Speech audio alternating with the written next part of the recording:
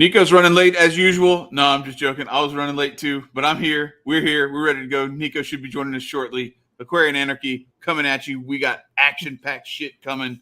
We're going to break down all the stuff that they're trying to do to ruin your world and how we can combat it. Here we go.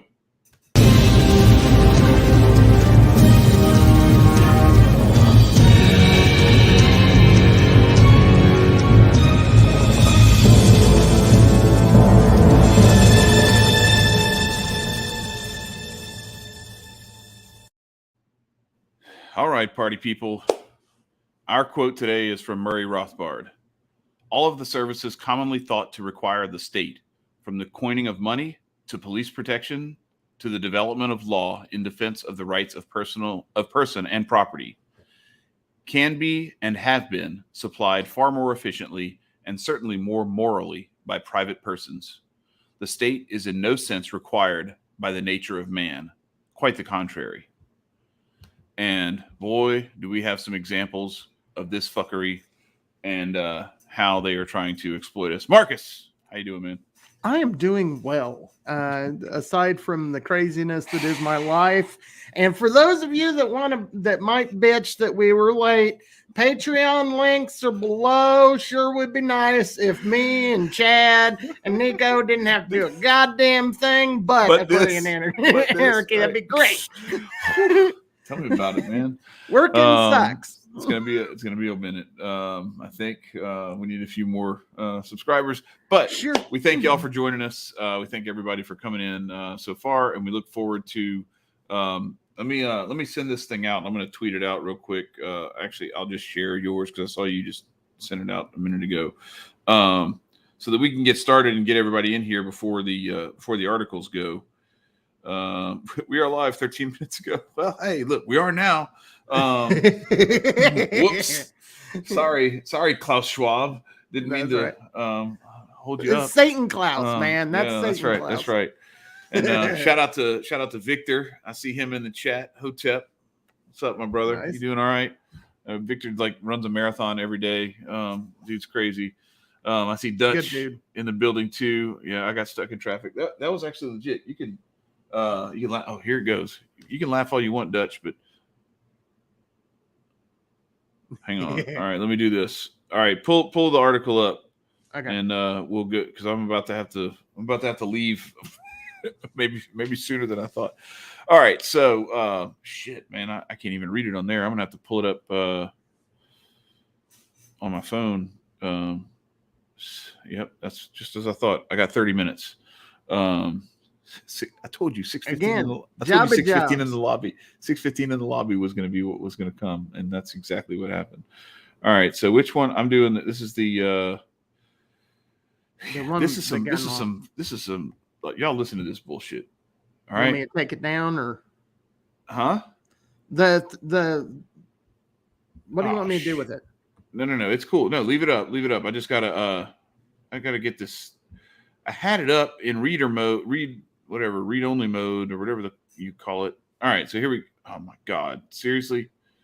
Okay, I'm gonna just try to read it from here. Fuck it, I'm not even gonna try to read it. Y'all go read this article. I hope the link's in the description.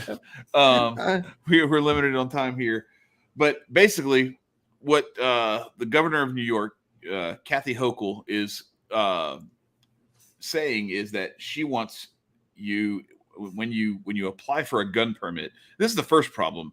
Right off the bat is you got to apply for a fucking gun permit. No. Sure. I'm just going to get me a gun. I don't need a permit. Sorry. No. That's why, I don't even, I know there's reasons why people do it and I get it, but I don't apply for a concealed carry permit or anything like that. It's just, I don't think asking for permission to defend yourself is a good way to defend yourself.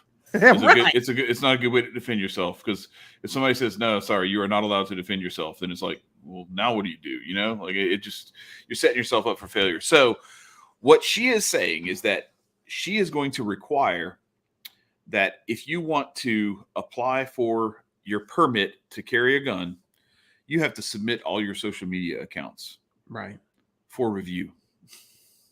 And they can look at you and say, okay, he's a Biden supporter. We can go ahead and make it all good. Which is going to be zero people that I don't know. Right. I'm sure there are. Let's face it. There are dumb people. There are some people out there who they are like, Democrat gun owner people, and they've just always voted. My grandfather actually was one of them. He was it's kind of crazy too, because he was a racist. But he was also, well, no, it's not crazy that he was a racist and a Democrat. Never mind. That actually makes perfect sense.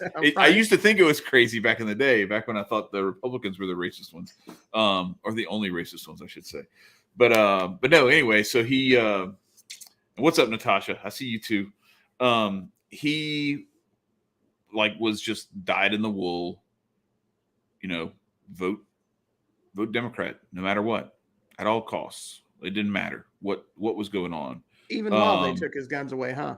And yeah, well, I mean, he passed away before they had a chance to take his guns away. But yeah, they would have. It's wild. So yeah, there are people like that, and I wouldn't, So they may actually be able to get their permit and everything. And I see sketch therapy there as well. But what's crazy about that is, so when you do this social media thing, it's not just about who did you vote for or anything like that. You've seen they're making it, Twitter banned the insult, they say, groomer. Mm-hmm. So now if you say, someone's a groomer because they're saying all this weird shit about what they should be teaching kids in school about sex and gender and all this other kind of shit, which is actually it meets the definition. I had to actually tweet it the other day. It's when you are through gifts or other type of enticements, basically priming someone up to lead to some sort of sexual activity. And in the sense of actual one-on-one type stuff, okay, maybe not. But what they're doing is they're sowing the seeds over a wide swath of land of all right, if we get all these kids thinking that this stuff is okay and coming to us and asking us about it, and we start making it normal to have these conversations about sex and gender and different sexual activities and all that stuff, and the stuff is showing up in the books, we start having these conversations with the kids in class, then they're going to confide in us about some of this stuff. And and I'm not saying necessarily that this is everybody who's promoting this stuff, but it's some fertile ground for people who do want to do that. Well, is it not? No, it's not. And because what they're doing is problem, reaction, solution. And what they're doing is they're going to make it all shitty and then start pulling things away. My opinion has been for years that the left isn't what's going to fuck this country over. It's going to be the right, because they're going to react based on what the left has done. And the difference between the right and the left is the right has a bunch of firearms. And so when they piss all of the people in New York who are actually conservative off, and they start bringing guns out, and then the next thing you know, you have a president who happens to be a Republican, then that's when the hammer comes down, a la Mussolini, and presto, the right has a massive takeover of the country, and they will move very quickly away from their even supposed understanding of the Constitution. That from is my opinion is that the entire purpose of all of this nonsense is to stoke the anger from the right. Yeah, I mean that's very. I was just talking about more so the fact that you can't say the word groomer on Twitter anymore means that if you have some tweets that have some stuff in them that doesn't jive with whatever the new regime's talking points and approved approved terminology is, that's Kathy Hochul's way of eliminating you from the list of people who get to have firearms. So I want to see if I can pull up this other one. It was a letter to the editor that was basically responding to this thing. And of course, it's going to do the same bullshit where, all right, so they just said, screw you. You don't get to read these articles. Well, I tried. This is the hard part when you're she when says, you're out of town. she says this person, I can't read her name, whoever the chick is who wrote this, she says, Hochul's action on gun law does a good job of keeping us safe. Like, what? Yeah, social media. I hate to tell people this. Social media is not real. The only people who get to have guns are the people who stand in the hallway and laugh and get hand sanitizer while kids are getting murdered by a psychopath. Right. What we don't want is a guy like the guy who took out that other shooter the other day in 15 seconds. Indiana, we don't want in Indiana. We don't want anything like that to happen ever again, because that makes the cops look bad. Exactly. We can't have that. Right. Especially when you compare. I mean, he fired 10 times, hitting the target 8 times. Yeah. And not close range either. Right. Like he was I don't know. I think they said like 25 yards off or so. It wasn't like long distance, but I mean, shit, he's not a sniper, you know, he just pulled out his handgun and took him down. So, it's just wild. So when you think about this, when you go into like red flag laws, and then you go into stuff like this, and you look at what's already happened with social media and with the last 2 years, and how the disinformation stuff has come out. And I just saw something the other day, or maybe it was yesterday, that Facebook is walking back their let me see if I can find it. Facebook is walking back their policy on like all the people's accounts they deleted and all the posts that they pulled down and everything. They're just basically saying, oh yeah, all right, so that may have been a little bit too much, a little bit too far. We're going to stop doing that. But we already did it. Right. So fuck you if you lost your account. It doesn't matter. You're not getting it back. Let's see, where is it? I'm trying to find. First they had there's one that said Biden and pharmaceutical companies pressured the FDA approvals to push the timeline the way that they did. But then this other one was, I'm trying to see.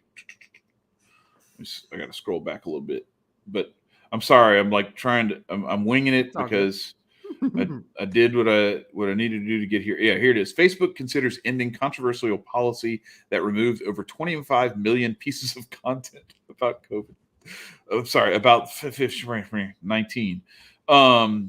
They were quick to adopt a new policy to remove what they considered misinformation in early 2020. More than 2 years later, the company is wondering if it should be less hands-on about what content it censors. Do you think?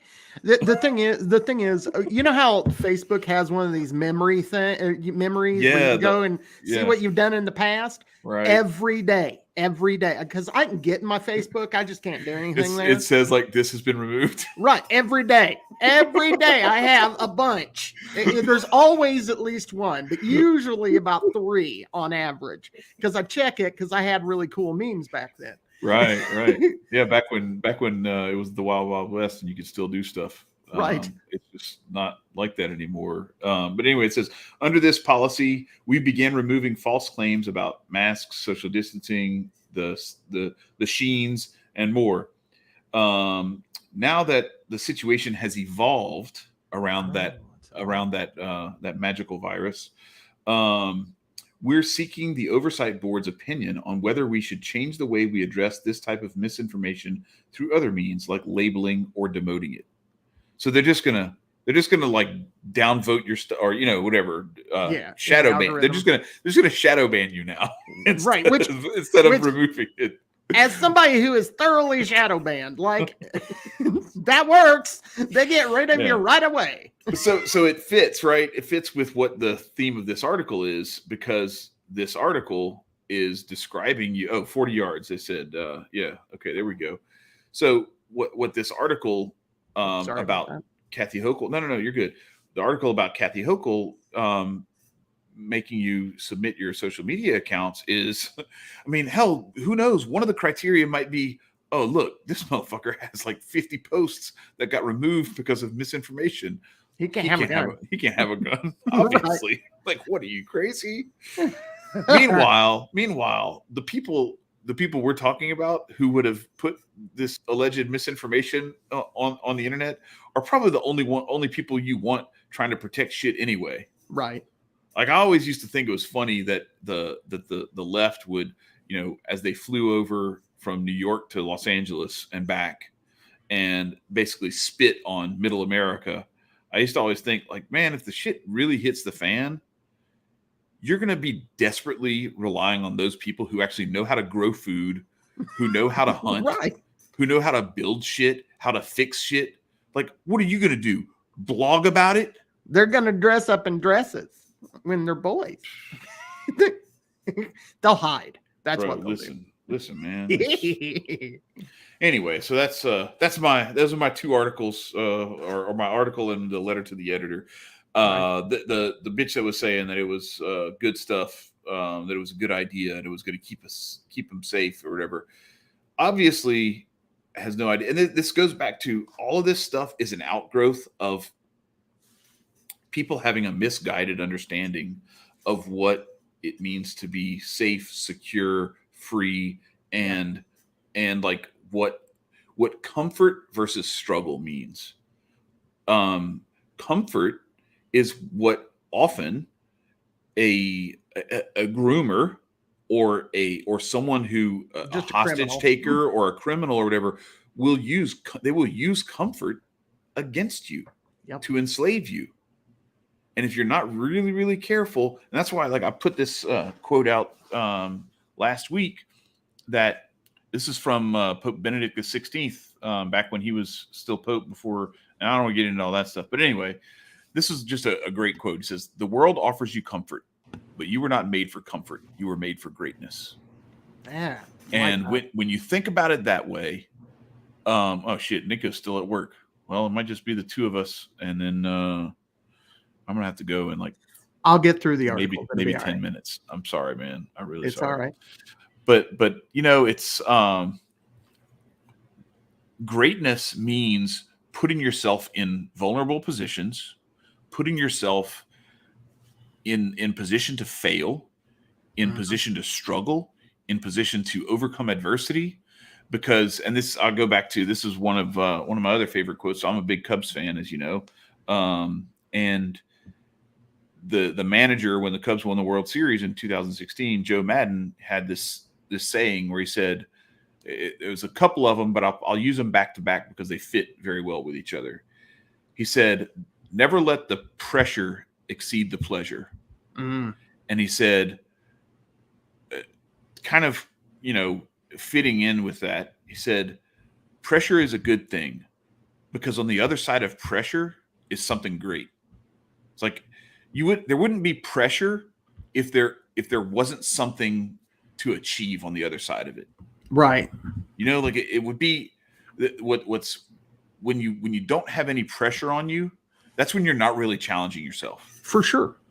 And the only way you can get somewhere that's transcendent and great is by challenging yourself. Absolutely. So. And I want to, you're right. And there are some good, things we can learn from some of this stuff.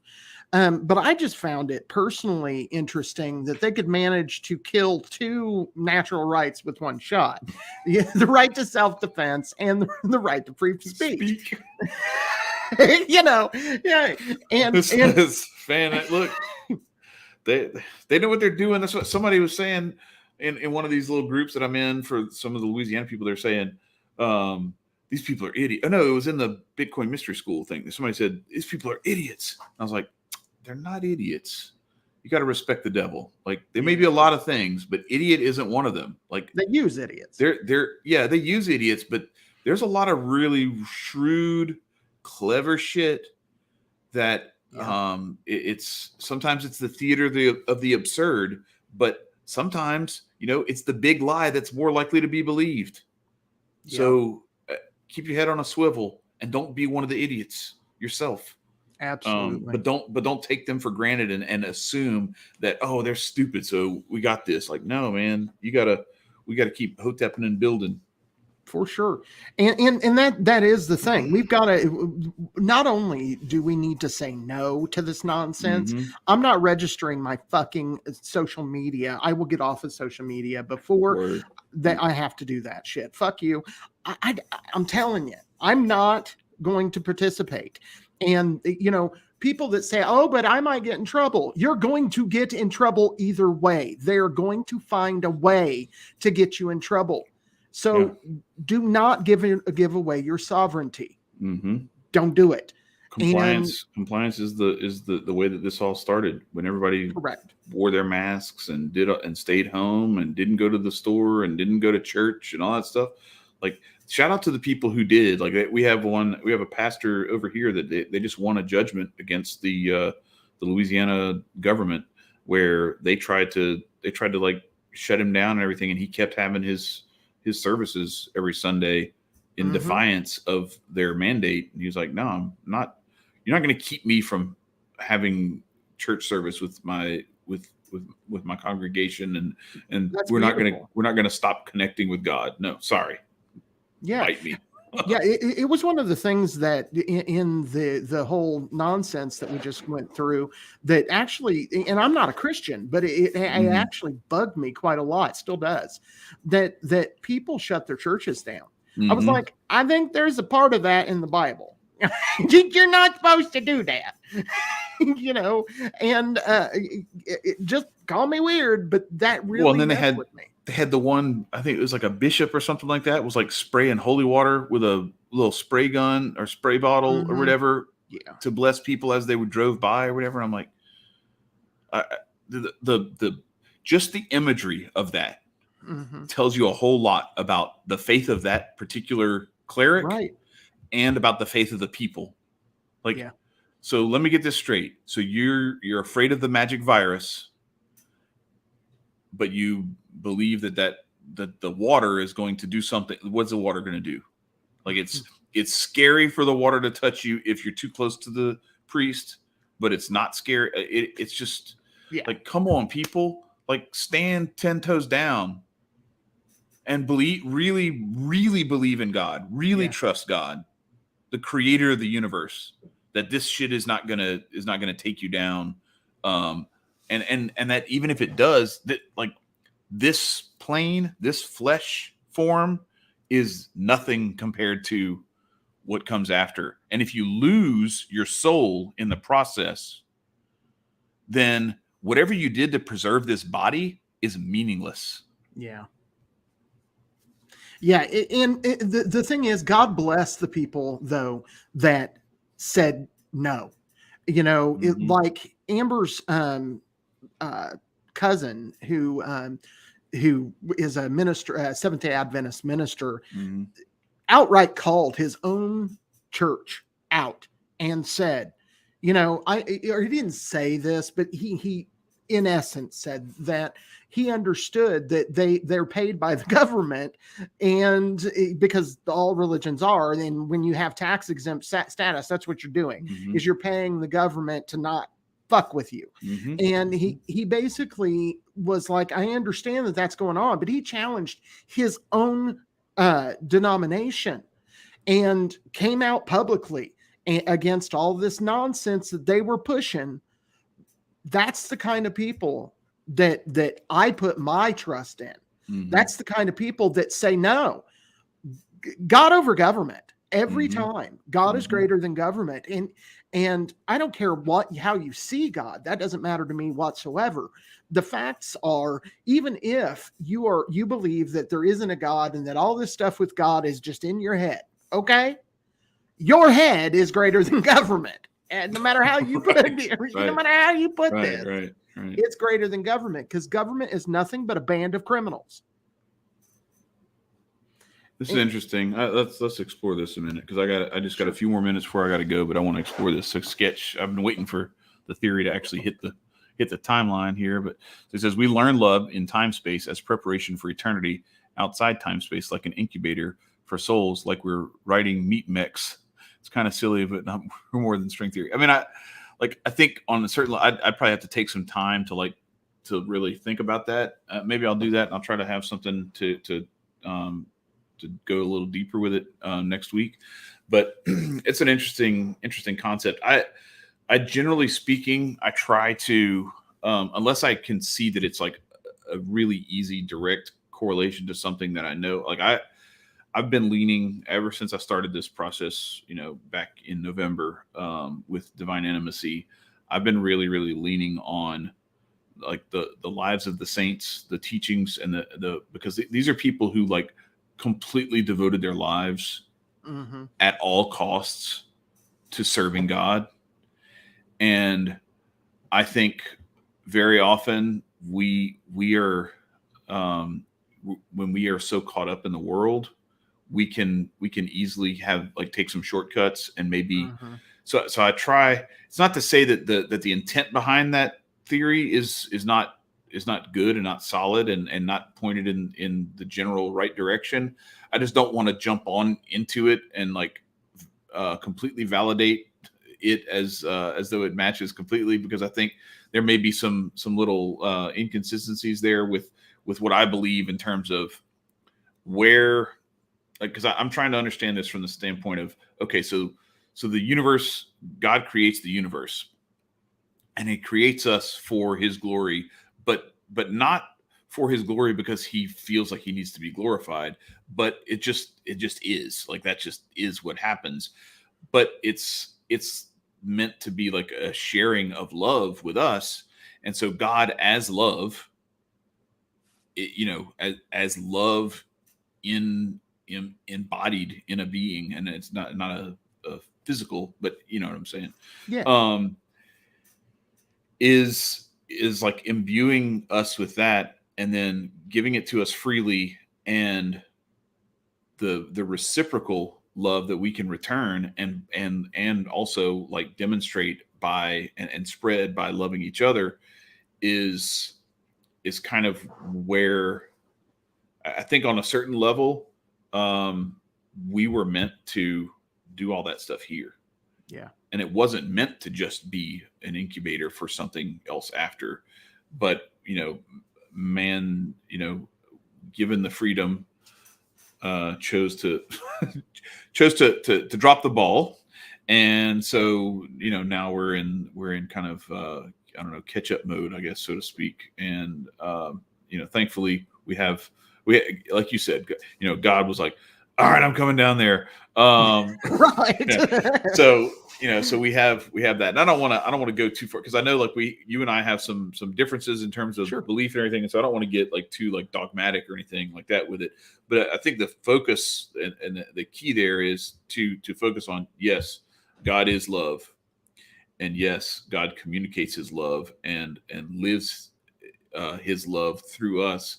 And the more we orient ourselves and our actions and our will towards that, the more we are in line with the purpose for which we were created. And yeah, so for sure. And I agree with Natasha here. We don't understand. Yeah, we don't understand. And to the extent that we do, it's only because he like gave us a little bit of revelation that we could handle, because there's so much of it that we can't handle. Right. Like it would blow our minds. It would blow our minds because we're too retarded. Right. Right. For sure. Yeah. And for me, every religion teaches this, and I've studied a lot of religions. They all teach that we can't learn it all. They all teach that the more you learn, the more you figure out you don't know. Right. And, one of the things that the Dunning-Kruger effect. Right. Right. It just, when you get past the amount of stupidity, you're like, oh my God, I'm so stupid. And that's when you're actually smarter than when you think you're smart. For sure. It's crazy how that works. Yeah. And I like, one of the things that I picked up when I briefly, I guess it was a few years, but when I worked within Wicca, one of the things that they do is they outright, part of their doctrine is the more you know, or that ignorance, that for every one thing you answer, this is part of their dogma, is for every answer you get, 3 new questions come up. And they believe that you will always have questions because out of those three, you're going to answer one and you're going to get three more. We're talking about asking questions in a finite manner as human beings who are finite by nature. For sure. Of an infinite being. Yep. So with that, I need to go. Wait, what did he say? He says, oh, somebody's running a few minutes behind and it's not me. So I got a couple minutes. Okay. So anyway, but yeah, so that's the challenge. And it's funny. There are these paradoxes that exist that are, as you begin to understand, as you come down off the mountain of stupidity and start to understand a little bit more how little we know, it's fascinating, but this paradox does exist that we can asymptotically approach that infinite, but we're never going to get there here. Mm-hmm. It's not until, and so we will always know in part. We will always look through, a mirror dimly. Yeah. But then we shall see face to face. Sure. Then we shall know in full. And so while we're here, we can make progress and we can get closer and closer to God, and we are still infinitely distant from him. That's what's wild about it. Like, it's still, because when you talk about infinity, right? Like, it doesn't matter how close you get. If it really is infinity, you're still infinitely distant. Yeah. Infinity minus 3 is the same as infinity minus 3 million. I'm gonna try to still infinite. Right. I'm gonna try to help sketch out here a little bit with a little bit of Kabbalah.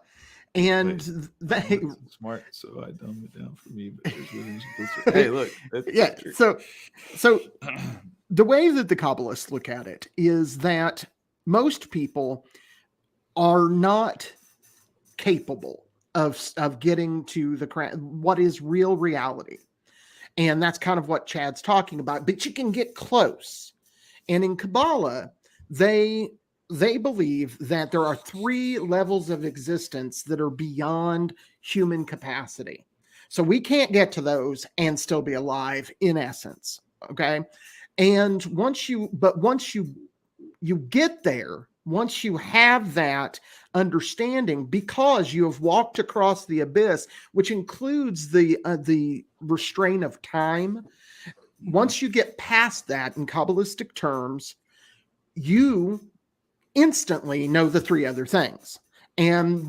But humanity, according to Kabbalists, will never fully they'll get real close, but will never fully understand the totality that is God, which they called Kether, or the crown.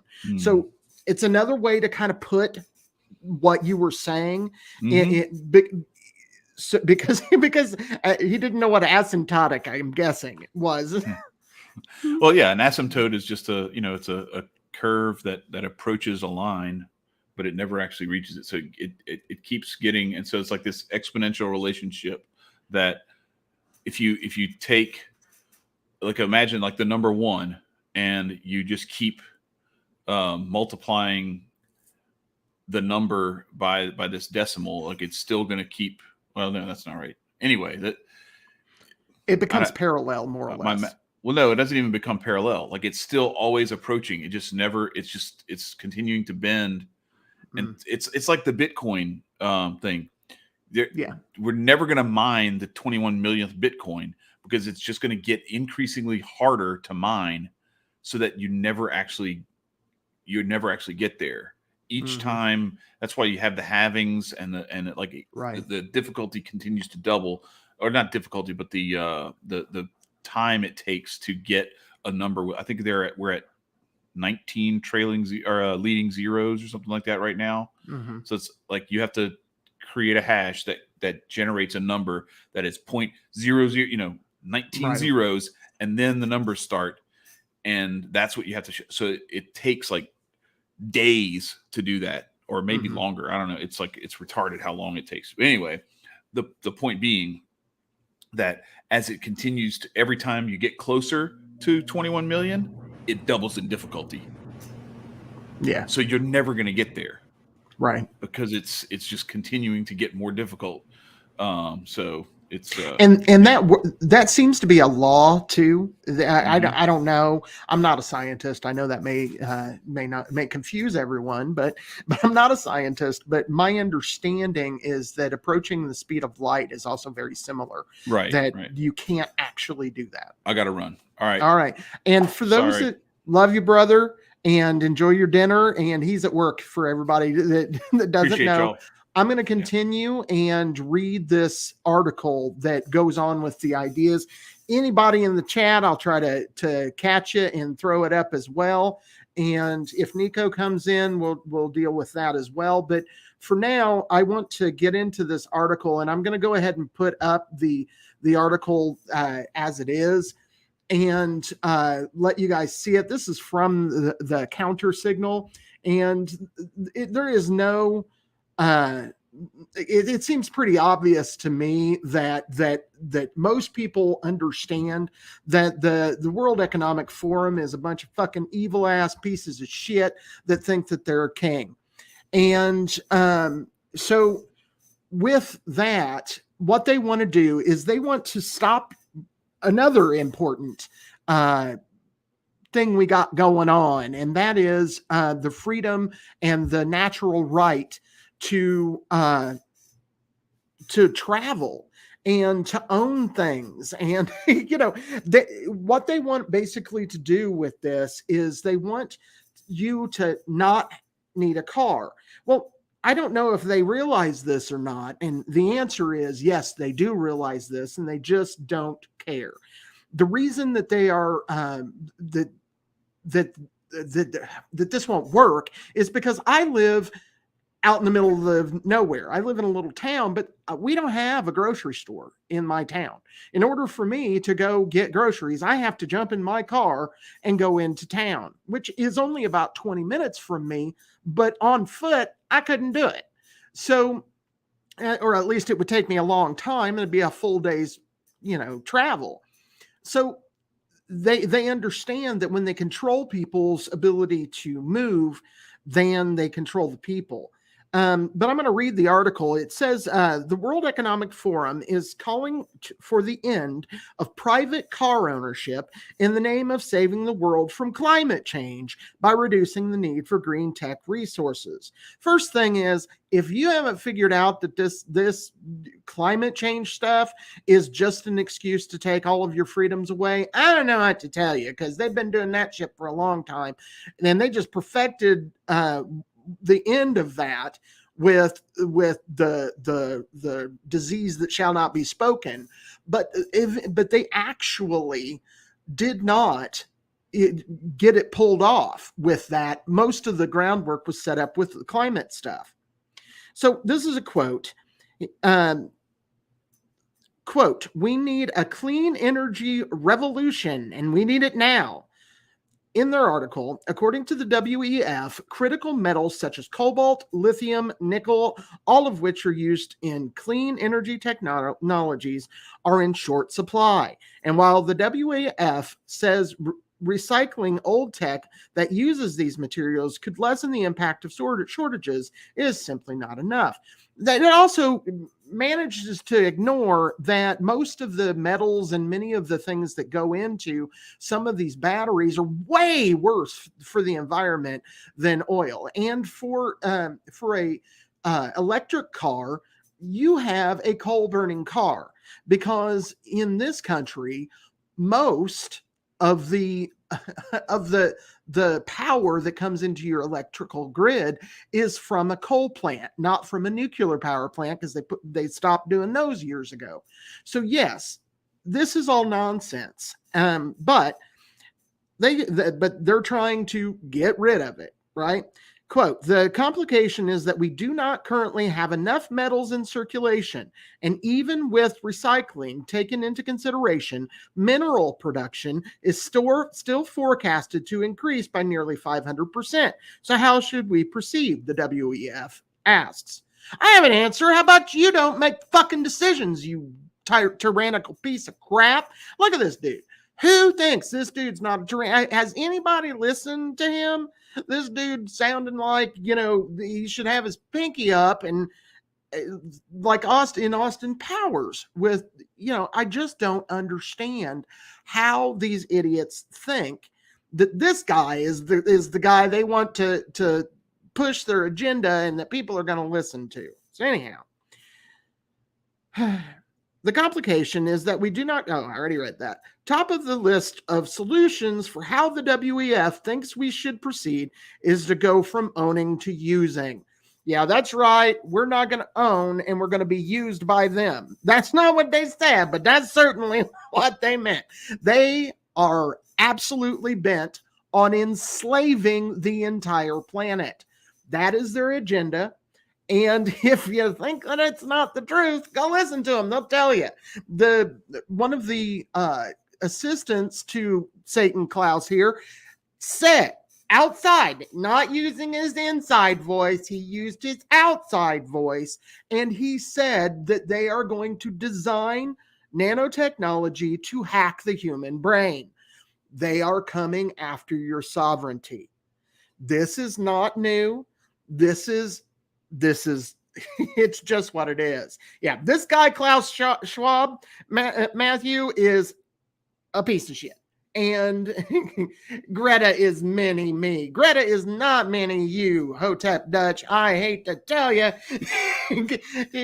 She's up there like one of my favorite memes that I've ever made is one of Greta made out as, I'm not have it to post, but made out like Gollum, and she's looking for, she said, "You took our dreams from us." And so that's one of my favorite memes that I ever made. But anyhow, back to the story. So they want us to stop using cars. All right.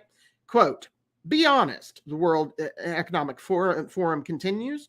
Quote, "You likely have at least one old mobile phone tucked in the bottom of a drawer, possibly an unused hard drive taking up space too. You aren't alone. The average car or van in England is driven just 4% of the time. This is not resource efficient. This is not resource efficient. More sharing can reduce ownership of idle equipment and material usage. Car sharing platforms such as GetAround and BlueSG have already seized the opportunity to offer vehicles where you pay per hour used." I don't think there's anything wrong with that stuff. If you can ride share, absolutely do that. And I also want to make it clear to people, I'm a bit of an environmentalist. I love this planet. It's weird. It's the only one I can breathe on. And so I don't want anything crazy to happen to this place either. I just don't believe that forcing people and putting the entire world in the hands of psychopaths is the way forward. To me, the best way forward for us is for smart people to freely think. Just like Einstein said, only that science can only and I'm messing up the quote, but science can only function in a state of freedom of speech. And the reason for that is because it requires freedom of speech to be able to get at all of the information. And with science, you need all of the information.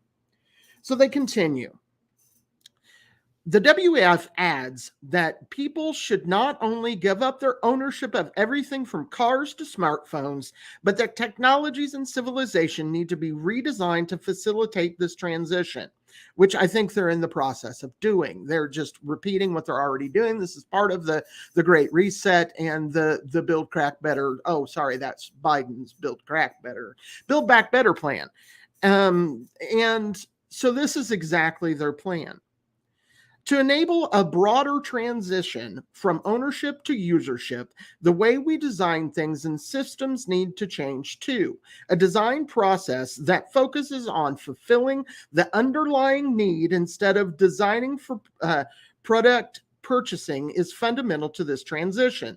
This is the mindset needed to redesign cities to reduce private vehicles and other usage. Of course, transitioning from people owning things to essentially just renting them won't be easy. The WEF acknowledges this, but says it's totally worth it.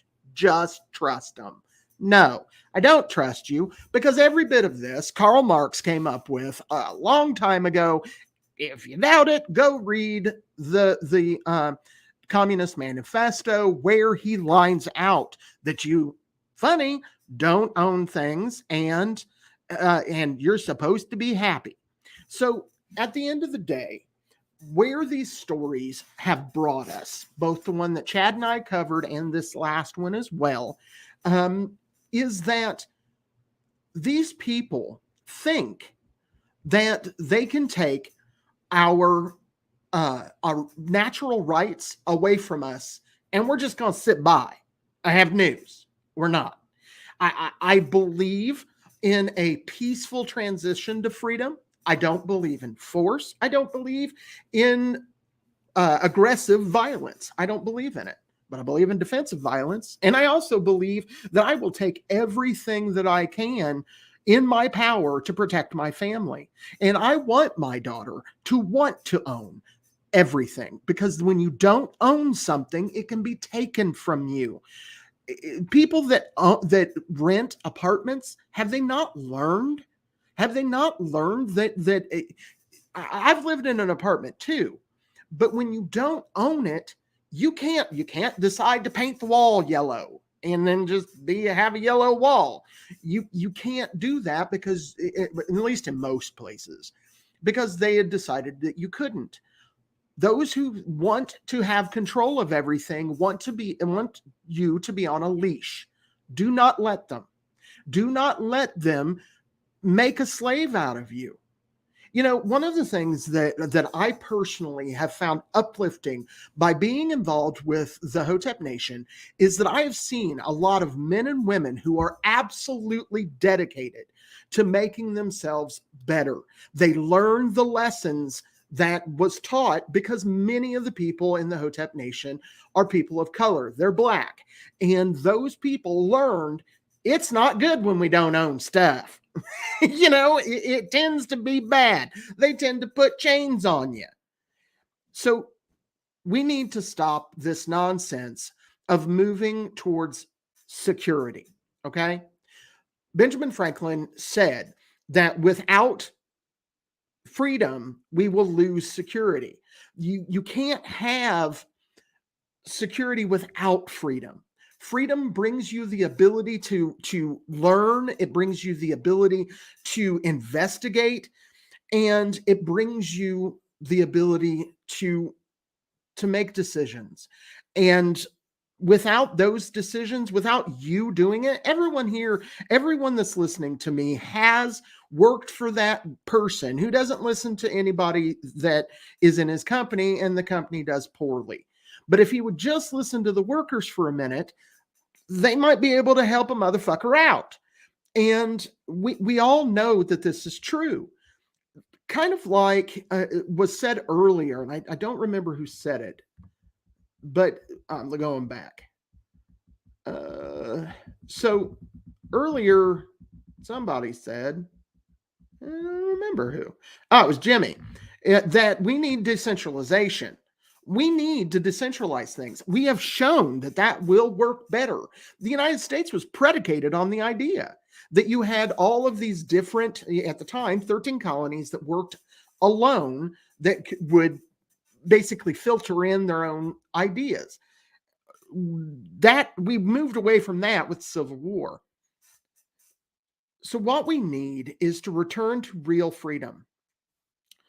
And yes, Matthew, the Bilderbergs have just had a secret meeting in DC, and they were good at it. I think that Luke from We Are Change was the only person who really made it there, him and a buddy. And, they must have been handling some real business. And so they just met, so that, and I would direct you to We Are Change about a month ago, that Luke covered it live, and I would go there to get that. And he just managed to get there because he was close. And it was held in DC. And to go to, and to go to what Hotep Dutch is kind of saying towards the bottom there, the WEF is a bunch of evil shitbags. but they are not the real people that run the world. We do not know the people who run the world. If you think you know the name, you do not, because they have managed to keep that secret. I agree with Mark Passio. I think we're living in an occultocracy, and occult means hidden. And the occultocracy is running the show with evil black magic. And that's why you see the symbolism that comes out when people like at the Super Bowl and at these different events that they do their programming. So at the end of the day, that occultocracy is secret, and we do not know who they are. We never will. I will never know the person. At one time, I thought I had tracked one person down. I don't know if it was real or not. And you can do your research and kind of find out who some of the players are, but all of the people that people blame for stuff are just puppets. They're like middle management at the world domination tyranny game, and we're to them less than workers. We're not the toilet cleaner. Nothing against toilet cleaners. In my business, toilet cleaner be treated just like everybody else because I'm a bit of a mutualist. But yeah, these shit bags are absolutely hidden, and this is all part of an agenda. Make no doubt, this is on purpose. There is not a centralized person we can point to blame, but at the end of the day, we do know who to blame is, and it's us. We're to blame, and why are we to blame? Because we have allowed this. There's a book by Aleister Crowley called The Book of Balance. And one of the things that he talks about in the Book of Balance is that if you have too much severity, that you become evil. But if you become too complacent and too merciful, then you allow and abet evil. We have become complacent and let other people run our lives. And we need to stop doing that, because they aren't doing a good job. Let's start with they're not doing a good job. They can't fucking pave the roads. When these idiots start talking about that, who will build the roads without government? Better people than are currently doing it, because these ass clowns leave a bunch of holes.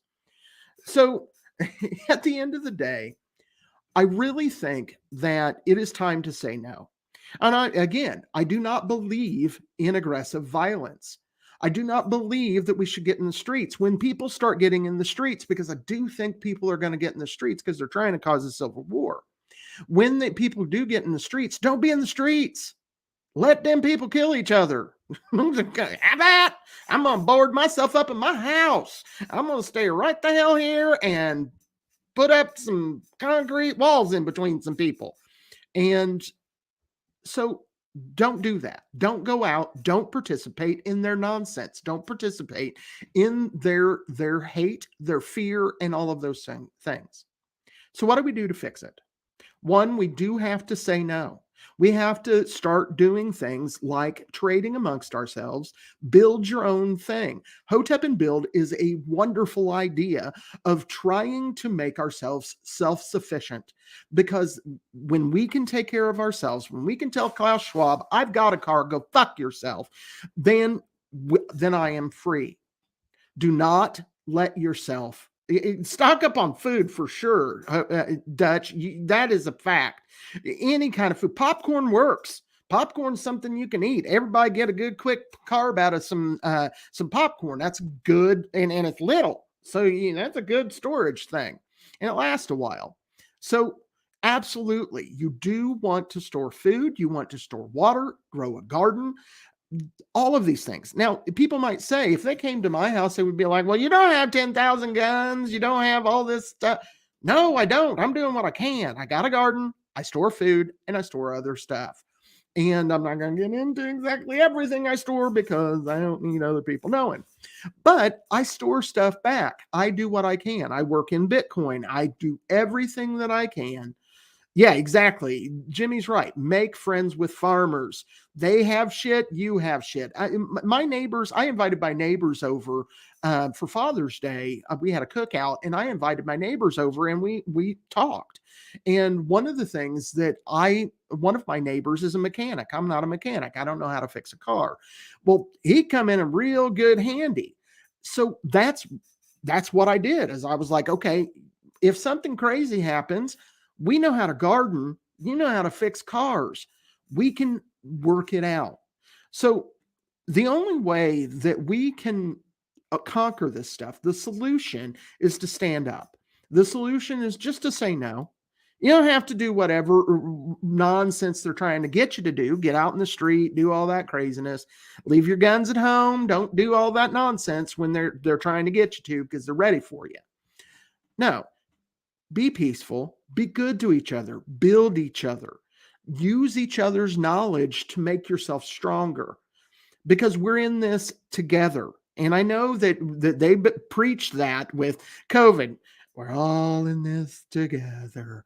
You know, I'm not talking about communist nonsense. I'm saying that when we can voluntarily come together and cooperate, we can conquer coercion, because cooperation is greater than coercion. And we are growing. So the good news and the focus on solutions is, the solution is to just say no.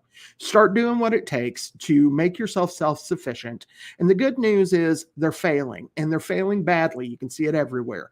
And they're trying to stop what they have rolled out that has become the failure of their Build Back Better plans. And they're trying to get the technocratic slavery mentality that China has. That's not going to happen here.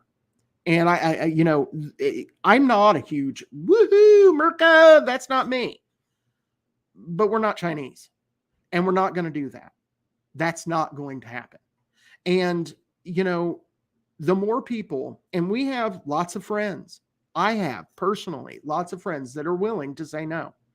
All I'm saying is say no. That's what it took for the mandates to end, was a lot of people saying no. So I'm going to wrap up, guys. It's been great. This was a difficult one to do. Nicco wound up getting detained at work, not detained by the police, just because of work. And Chad rushed here to just have to go out for work again, because he's schmoozing a client. And I understand that. Come back next week. We don't have a guest scheduled, so we're probably going to be talking about stuff. I think we'll probably go more spiritual next time, because that's what we try to do, and talk about some of those things that we were talking about earlier, about life and creation and God.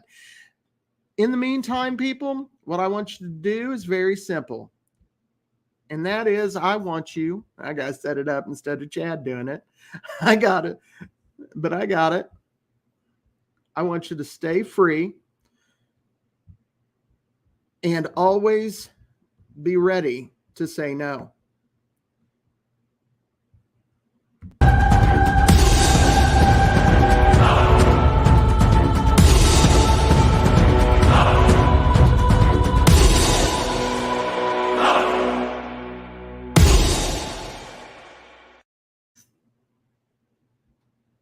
See ya.